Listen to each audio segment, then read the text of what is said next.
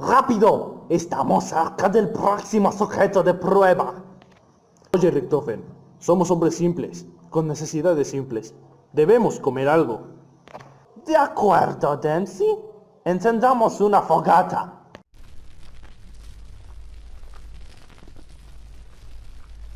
Comamos mi cereal, furia del dragón.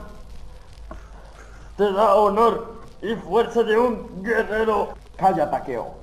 No empieces con tus mamadas japonesas. Comamos sopa de repollo con vodka traída desde la madre Rusia. Por favor, comamos algo americano. Kentucky Fried Chicken. Nine. Comamos hígado de perro. No chingues, Richtofen. Bueno, cada quien coma lo que le dé la gana y no estén chingando. 3 barcos navegaban el día de Navidad. Mira, Richtofen.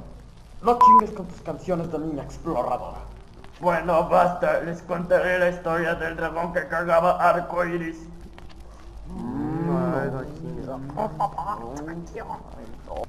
Hola, soy un sobreviviente y quiero ayudarlos en su travesía. ¡Es un espía! Takeo. Sabes que la guerra ya terminó y que no hay espías, ¿verdad? Perdón, Richtofen, pero por tanto viajar en el tiempo ya tengo el cerebro frito como el de Dempsey. Oye, tú no sabes nada, Takeo. Mi mente es un enigma.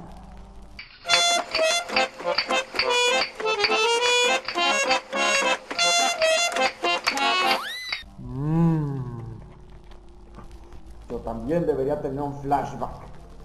Al igual que ti, Dempsey.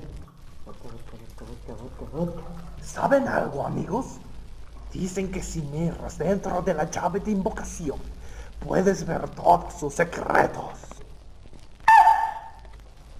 Dame